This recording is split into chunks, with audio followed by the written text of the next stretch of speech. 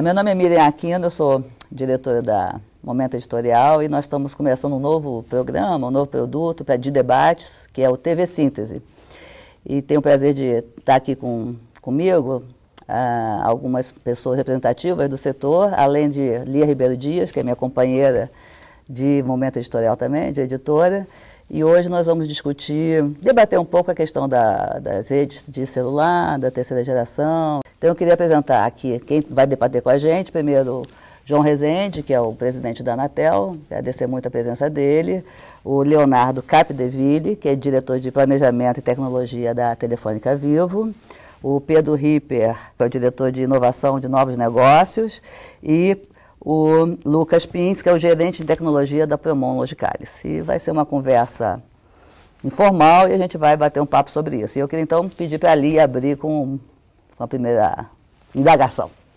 Como a Miriam falou, quer dizer, nós temos, apesar das redes de terceira geração ainda terem uma cobertura pequena, quer dizer, nós temos menos da metade do país, só 1.500, por volta de 1.500 municípios cobertos por uma das 4 operadoras de celular, já temos um problema de um pouco sentir um tráfego pesado de dados e uma queda na qualidade em função do aumento mesmo do uso pelos usuários de celular. Quer dizer, há um uso crescente, principalmente com o uso de dados, de vídeo, muito vídeo, e isso já está provocando um certo congestionamento nas redes. A nossa questão é como melhorar a qualidade das redes 3G.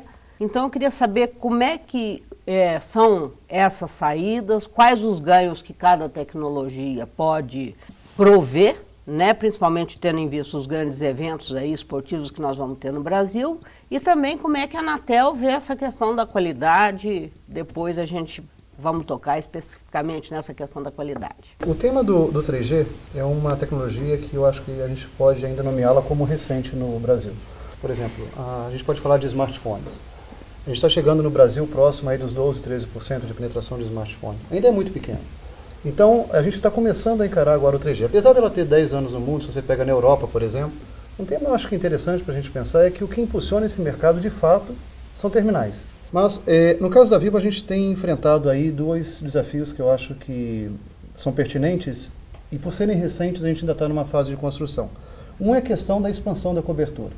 A gente está agora, na verdade, acima dos 1.500, a gente está chegando a 1.700 cidades cobertas e estamos com um plano muito agressivo de terminar o ano próximo de 2.000. Isso faz parte de um plano que a gente quer chegar a 2.832 cidades até início do ano que vem. Então, se você vê, se numa ponta a gente tem um problema de concentração ou de hotspots de alto uso, do outro lado a gente tem ainda muito o que fazer sobre expansão de cobertura.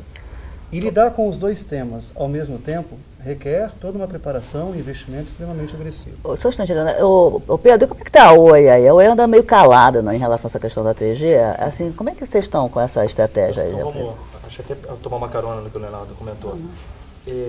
A questão de capacidade, ela tem dimensões muito diferentes de cobertura. Eu colocar mais cidades, isso não necessariamente sobrecarrega a rede como um todo, você está sobrecarregando primordialmente a rede naquela cidade. É claro que se existe vamos dizer, um denominador comum chamado a transmissão, que é onde você conecta todas as cidades, mas tende a não ser o gargalo na maioria das operadoras. Falando um pouco em relação a Oi, no fundo a gente não foge muito da regra aqui, no sentido que um desafio é sim você dar capilaridade, então você aumentar o número de municípios, aumentar o percentual da população que é coberta, e a Oi efetivamente passou o último ano e meio se concentrando mais nas cidades onde ela já tinha cobertura, e 2012 marca um ano que a gente vai começar a ampliar. Tá? A intenção aqui é mais do que dobrar nos próximos 12 meses a cobertura atual que a gente tem. Então isso na dimensão cobertura. Na dimensão capacidade, aí no fundo você não tem um remédio. No fundo você tem N alternativas, e elas não, nesse caso não é o ou, é o e, de como é que você melhora o uso, a capacidade da tua rede. Eu vou citar alguns exemplos de forma não exaustiva. Vem desde a abordagem mais cara delas, que na indústria a gente chama de adensamento, ou seja, numa região onde você tem uma antena que cobre uma área, você chega em um determinado momento, você divide em 2 torres, você passa a cobrir a mesma área com 2 células ao invés de uma célula.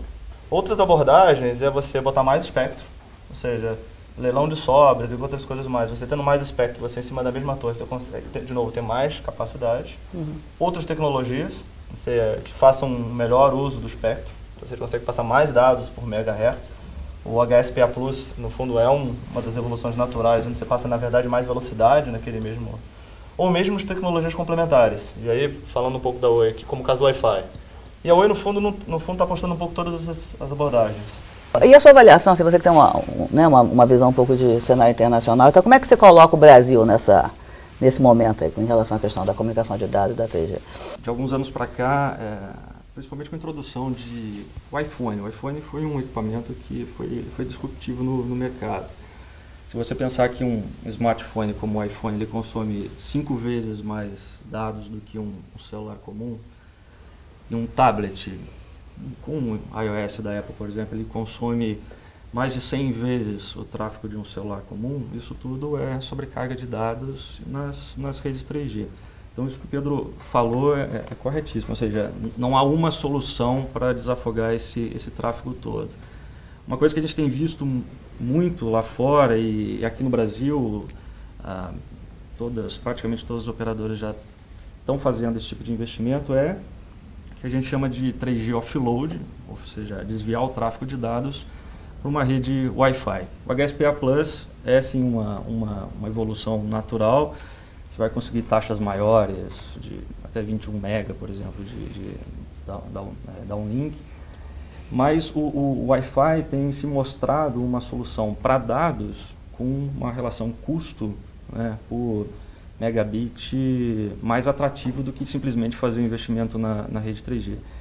Então, há um crescimento exponencial. Assim, eu não gosto muito de futurologia, mas se a gente pensar numa previsão aí dos próximos 4 anos, vamos pensar uns 3 anos até a Copa do Mundo de 2014, a tendência é que o tráfego de dados em rede móvel ele cresça da ordem de 90% a 100%. Conselheiro, isso aí não assusta o regulador, não? Olha, eu acho que não, porque as empresas estão encontrando a melhor solução para atender o seu cliente. O que a gente se preocupa, evidentemente, é com a qualidade, que eu acho que todos se preocupam, porque nós temos hoje 5 competidores no mercado, e a questão da qualidade é importante, porque senão acaba migrando clientes. O que nós estamos tentando garantir, acho que nós vamos conseguir nesse planejamento dos eventos, é garantir espectro, mais espectro para o serviço móvel.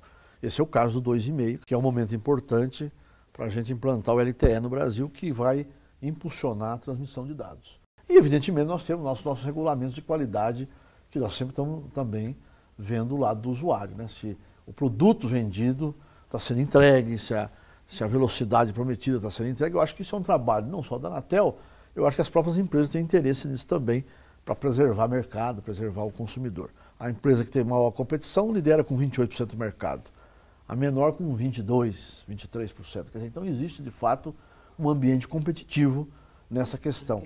E, evidentemente, que o LTE vem resolver a questão de adensamento e das grandes cidades para eventos importantes que vêm por aí.